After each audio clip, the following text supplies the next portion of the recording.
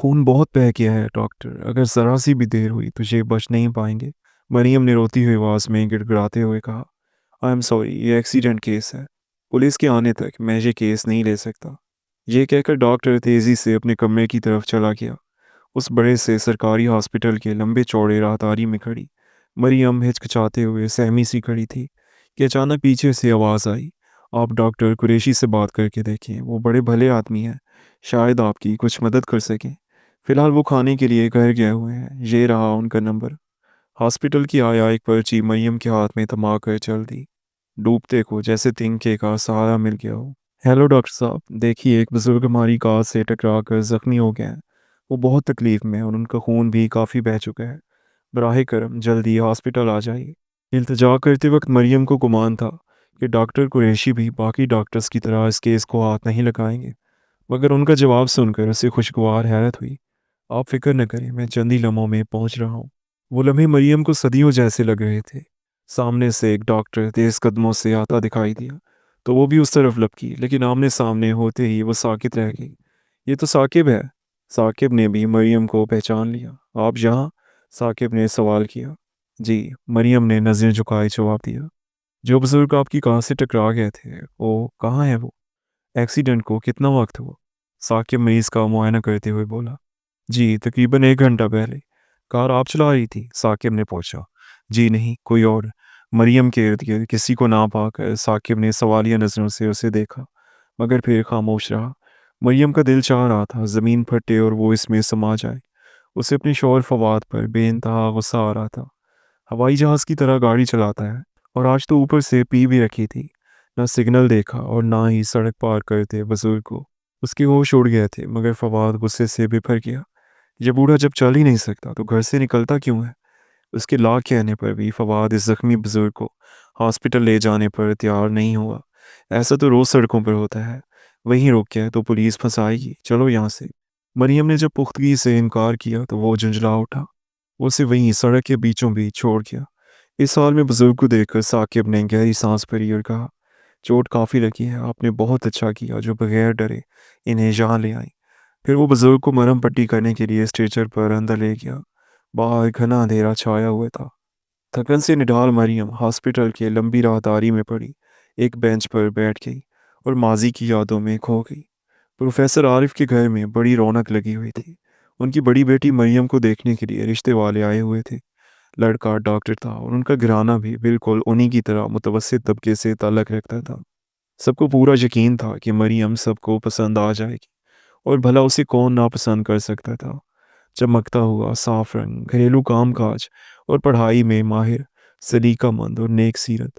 جب وہ ہاتھ میں چائے کی ٹرے لیے ڈرائنگ روم میں انٹر ہوئی تو سب کی نظریں اسی پر جم گئیں۔ ہلکی گلابی دوپٹہ اور گھنے کالے بال اس کی خوبصورتی کو اور بڑھا رہے تھے۔ ایسا لگ رہا تھا جیسے قدرت نے اسے خاص طور پر تراش کر حسین بنانے میں کوئی کسر نہ چھوڑی ہو۔ مریم نے سب کی مثبت نظریں محسوس کر لیں، مگر جیسے ہی اس نے لڑکے کی طرف نظر ڈالی تو دل کو جھٹکا سا لگا۔ سانولا رنگ، چوڑا ماتھا، عام سا قد و قامت، وہ لڑکا اس کے خوابوں کا شہزادہ نہیں تھا۔ اس نے تو دل میں ایک اور ہی تصویر بنا رکھی تھی، لمبا کشیدہ بدن، تیکھے نقوش اور دلکش شخصیت والا شہزادہ۔ مایوس دل سے وہ ناشتہ پیش کرنے لگی۔ بڑوں کے اصرار پر دونوں باہر باغیچے میں چہل قدمی کو نکلے۔ ثاقب کے کہے الفاظ آج بھی اسے یاد تھے۔ دیکھیے، کوئی فیصلہ لینے سے پہلے میں آپ کو حقیقت بتانا چاہتا ہوں۔ میں ایک سرکاری ڈاکٹر ہوں، آمدنی محدود ہے، بہت زیادہ آسائش کا وعدہ تو نہیں کر سکتا، مگر کوشش کروں گا کہ آپ کو ہر خوشی دوں اور آپ کے جذبات کا احترام کروں۔ مریم اس بات کو آگے بڑھانے کی خواہش مند نہیں تھی، اسی لیے وہ خاموش رہی۔ جب والد کو یہ سب پتہ چلا تو انہوں نے نرم لہجے میں سمجھانے کی کوشش کی۔ لڑکا محنتی ہے، صاف کو ہے اور نہایت شریف گھرانے سے تعلق رکھتا ہے۔ بڑی سوچ سمجھ کر بلایا ہے انہیں، کیا کمی ہے اس میں؟ مریم نے کہا، کچھ خاص بھی تو نہیں ہے۔ اس کا جواب سن کر ماں غصے سے بپھر گئی، مگر وہ اپنی بات پر قائم رہی۔ کیسے چھوڑ دیتی اپنے خواب؟ یہ 1 دن یا 2 دن کی بات نہیں تھی، بلکہ پوری زندگی کا سوال تھا۔ اس فیصلے میں اس کی رضامندی لازمی تھی۔ والد نے ماں کو خاموش کرا دیا اور کہا، رہنے دو، زندگی پھر اپنی رفتار سے چلنے لگی۔ پھر ایک دن مریم کی ملاقات فواد سے ہوئی۔ فواد کو دیکھ کر اسے لگا جیسے اس کے خواب حقیقت بن گئے ہوں، شہزادوں جیسا چہرہ اور ویسا ہی انداز۔ پہلی ملاقات میں ہی مریم متاثر ہو گئی۔ فواد میں ایک الگ ہی کشش تھی۔ فواد بھی اسے سرائی نظروں سے دیکھ رہا تھا اور مریم جھجک رہی تھی۔ کتنا حسین لگے گا ان دونوں کا جوڑا، یہ سوچ کر وہ خواب بننے لگی۔ اور آج فواد کے کہنے پر وہ اسے ملنے آئی۔ وہ اسے شہر کے ایک مشہور ڈسکو لے گیا۔ وہاں کی سجاوٹ اور چکا چوند دیکھ کر مریم کی آنکھیں خیرہ ہو گئیں۔ اسے یوں حیران دیکھ کر فواد کو بے حد خوشی ہو رہی تھی۔ اسے ہمیشہ لوگوں کو دولت اور شان و شوکت کے جلوے دکھا کر حیران کرنا اچھا لگتا تھا۔ زور سے بجتا ہوا میوزک، رنگین روشنیاں، مریم کے لیے یہ سب کچھ اجنبی تھا۔ فواد مریم کو دیکھ کر خوش ہو رہا تھا اور کہہ رہا تھا، کچھ دنوں میں تمہیں بھی عادت پڑ جائے گی۔ مریم انہی خیالوں میں گم تھی کہ اچانک وہ بزرگ سامنے آ گیا جو اب بات کرنے کی حالت میں تھے۔ ڈاکٹر ثاقب کی آواز نے مریم کو خیالوں سے کھینچ کر حال میں واپس لا کھڑا کیا۔ میں نے ان کے گھر والوں کو بھی اطلاع دے دی ہے، آپ پریشان نہ ہوں، سب میں سنبھال لوں گا۔ رات کافی ہو چکی ہے، آئیے میں آپ کو گھر چھوڑ دیتا ہوں۔ ساری رات مریم سو نہ سکی۔ بار بار ثاقب کا چہرہ آنکھوں کے سامنے گھومتا رہا۔ جس انماغ سے وہ مریض کو دیکھتے اور نرم لہجے میں علاج کی تفصیل بتاتے، ان کے چہرے پر عجیب بردباری اور وقار جھلکتا تھا۔ ان کی سوچ کتنی پختہ تھی، کردار میں کتنی گہرائی تھی اور برتاؤ میں کتنا اپناپن۔ ثاقب کے شائستہ رویے نے آج مریم کی آنکھیں کھول دی تھیں۔ اسے شدت سے احساس ہوا کہ انسان کی اصل خوبصورتی اس کا رویہ ہے۔ خوشگوار اور پرسکون ازدواجی زندگی کے لیے صرف حسین جوڑی ہونا ہی کافی نہیں، بلکہ باہمی ہم آہنگی اور خیالات کی مطابقت سب سے زیادہ ضروری ہے۔ کاش اس نے ثاقب کے رشتے کو ٹھکرانے کی نادانی نہ کی ہوتی، مگر اب کیا ہو سکتا تھا۔ اگرچہ ثاقب نے کبھی ماضی پر کوئی شکوہ ظاہر نہیں کیا تھا، لیکن یہ سوچنا کہ اب اسے جیون ساتھی کے طور پر وہ قبول کر لیں گے، فضول بات تھی۔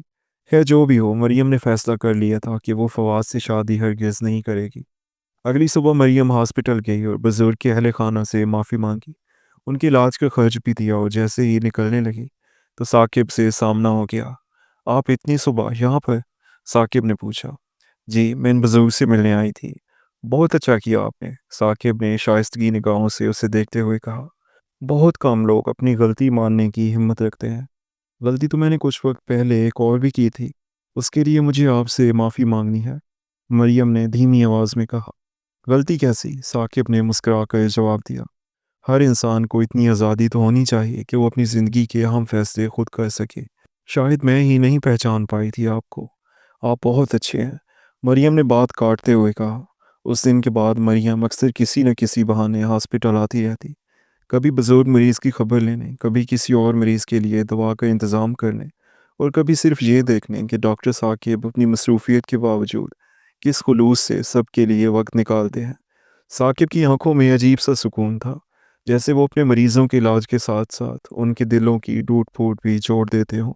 مریم کے لیے یہ سب نیا تھا۔ وہ اکثر سوچتی کہ ایک ہی انسان میں اتنا حوصلہ، اتنی شفقت اور اتنا وقار کیسے جمع ہو سکتا ہے۔ کبھی کبھی ثاقب کی مسکراہٹ اسے پوری رات جگائے رکھتی۔ دل چاہتا تھا کہ وہ اس کے سامنے دل کی ساری باتیں کھول کر رکھ دے، مگر پھر ہچکچاہٹ آڑے آ جاتی۔ ایک دن شام کو ثاقب ہاسپٹل میں بیٹھے کچھ رپورٹس دیکھ رہے تھے۔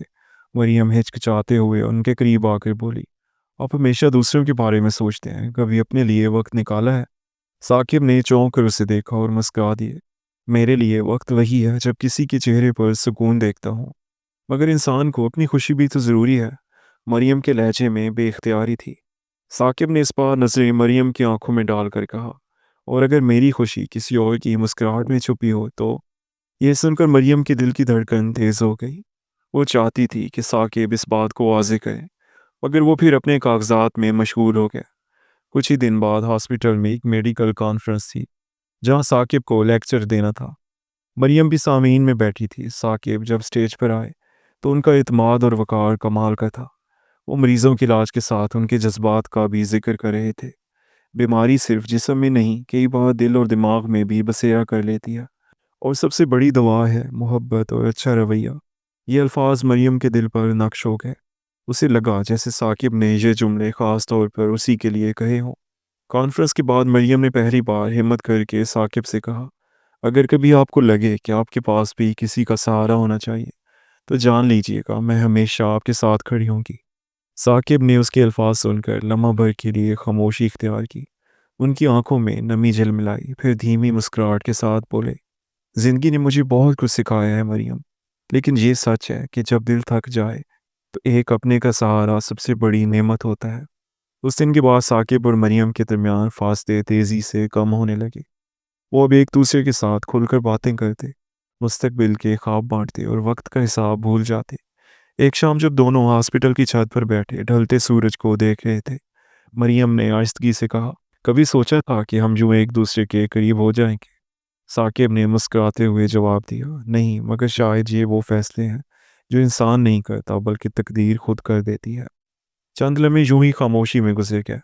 پھر ثاقب نے اس کی طرف دیکھتے ہوئے سوال کیا، اور مریم کے چہرے پر چھا جانے والی سرخی نے ہی اس کا جواب دے دیا۔ تو دوستو، آپ کو یہ کہانی کیسی لگی؟ اپنی رائے کمنٹ سیکشن میں ضرور دیجیے گا، اور اگر اچھی لگی ہو تو لائک، شیئر اور سبسکرائب کرنا مت بھولیے گا۔ ملتے ہیں کل ایک نئی اور انٹرسٹنگ سٹوری کے ساتھ، تب تک کے لیے اللہ حافظ۔